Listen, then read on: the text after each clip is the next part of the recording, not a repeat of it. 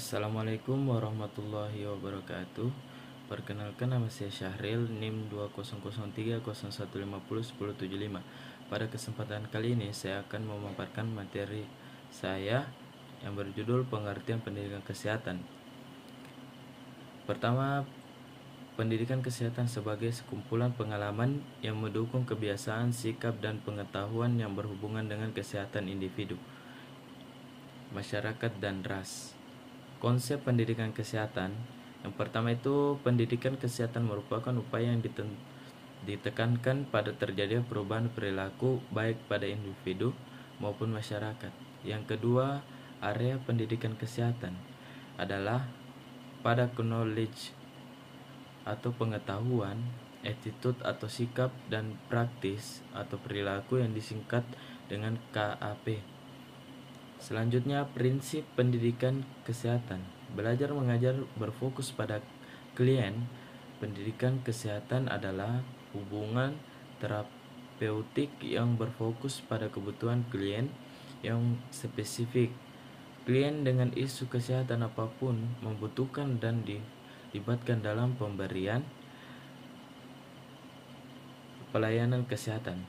Klien dianjurkan untuk mengekspresikan perasaan dan pengalamannya kepada petugas kesehatan.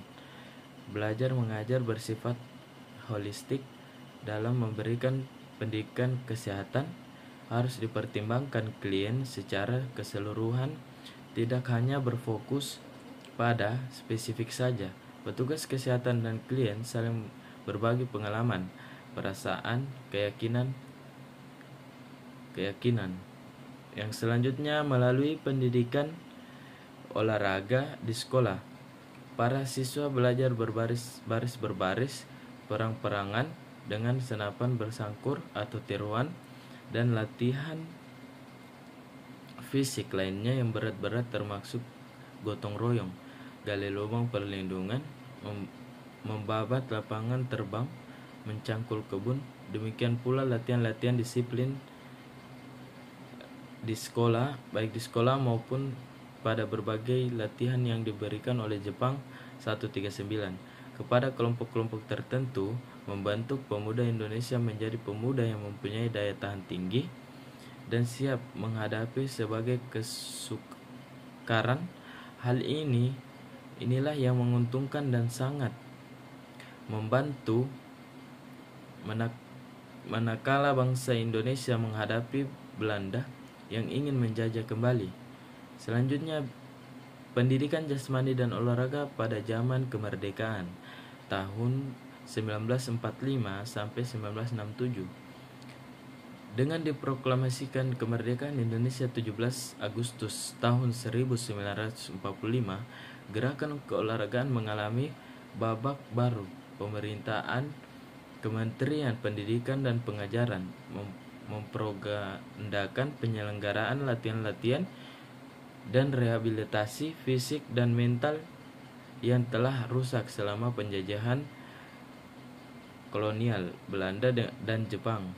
Penyelenggaraan olahraga di sekolah-sekolah mulai digalakan. Di setiap provinsi diusahakan pembentukan inspeksi pendidikan jasmani, antara lain di Sumut, Sumteng, Jabar, Jateng, Yogyakarta atau Solo, dan Jatim.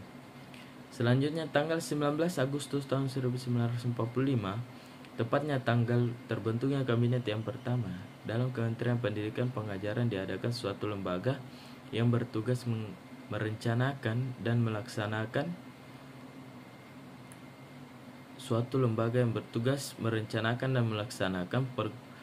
pengurusan di bidang keolahragaan di sekolah, yaitu Inspeksi Pendidikan Jasmani. Inspeksi Pendidikan Jasmani adalah organisasi di bawah Jabatan Pengajaran Olahraga di Masyarakat, diurus oleh lembaga di bawah Jabatan Pendidikan Masyarakat. Kementerian Pengajaran dan Pelaksanaan tugas di bidang pembinaan dan pengembangan fisik adalah menyelenggarakan latihan-latihan fisik di kalangan pemuda Indonesia untuk mencapai dan memperoleh kondisi badan yang prima, juga guna mempersiapkan memasuki angkatan perang yang pada waktu itu sangat diperlukan. Yang ketiga, belajar mengajar negosiasi. Petugas kesehatan dan klien bersama-sama menentukan apa yang telah diketahui dan apa yang penting untuk diketahui. Jika sudah ditentukan, kemudian dibuat perencanaan yang dikembangkan berdasarkan masukan dari klien dan petugas kesehatan. Yang keempat, belajar mengajar yang interaktif. Pendidikan kesehatan adalah suatu proses yang dinamis dan interaktif yang melibatkan partisipasi dari petugas kesehatan dan klien.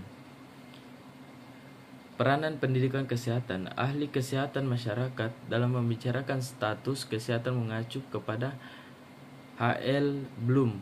Bloom menyimpulkan bahwa lingkungan mempunyai andil yang paling besar terhadap status kesehatan, diusul oleh perilaku mempunyai andil nomor 2. Tujuan dan manfaat pendidikan kesehatan. Tujuan dan manfaat pendidikan kesehatan secara umum yaitu untuk mengubah perilaku individu atau masyarakat dalam bidang kesehatan. Selain hal disebut WHO 1954 dalam Notoaj Mojo 1997 memperinci tujuan dan manfaat pendidikan kesehatan sebagai berikut. Yang pertama, menjadikan kesehatan sebagai suatu yang bernilai di masyarakat. Yang kedua, menolong individu agar mampu secara mandiri atau berkelompok mengadakan kegiatan untuk mencapai tujuan hidup sehat. Yang ketiga, mendorong, mengembangkan, dan penggunaan secara tepat sarana pelayanan kesehatan yang ada. Yang keempat, agar menderita masyarakat memiliki tanggung jawab yang lebih besar pada kesehatan dirinya. Yang kelima atau yang terakhir, agar orang melakukan langkah-langkah positif dalam mencegah terjadinya sakit, mencegah perkembangannya sakit. Ruang lingkup pendidikan kesehatan. Yang pertama, dimensi sasaran. Pendidikan kesehatan individual dengan sasaran individu. Yang kedua, pendidikan kesehatan kelompok dengan sasaran kelompok. Yang ketiga, pendidikan kesehatan masyarakat dengan sasaran masyarakat. Dimensi tempat pelaksanaan. Yang pertama, pendidikan kesehatan di sekolah dilakukan di sekolah dengan sasaran murid yang pelaksananya diintegrasikan dengan upaya kesehatan sekolah atau UKS. Yang kedua, pendidikan kesehatan di pelayanan kesehatan dilakukan di pusat kesehatan masyarakat atau balai kesehatan, rumah sakit umum maupun khusus dengan sasaran pasien dan keluarga pasien. Yang ketiga, pendidikan kesehatan di tempat-tempat kerja dengan sasaran buruh atau karyawan. Tingkat pelayanan pendidikan kesehatan. Yang pertama, promosi kesehatan, misal peningkatan gizi, perbaikan sanitasi lingkungan, gaya hidup, dan sebagainya. Yang kedua, perlindungan khusus, misalnya imunisasi. Yang ketiga, diagnosa dini dan pengobatan segera, misalnya dengan pengobatan layak dan sempurna dan menghindari dari resiko kecacatan. Yang terakhir, rehabilitasi, misal dengan memulihkan kondisi cacat melalui latihan-latihan tertentu. Ya, sekian dari presentasi saya. Kurang dan lebihnya mohon dimaafkan. Wabillahi taufiq wal hidayah. Wassalamualaikum warahmatullahi wabarakatuh.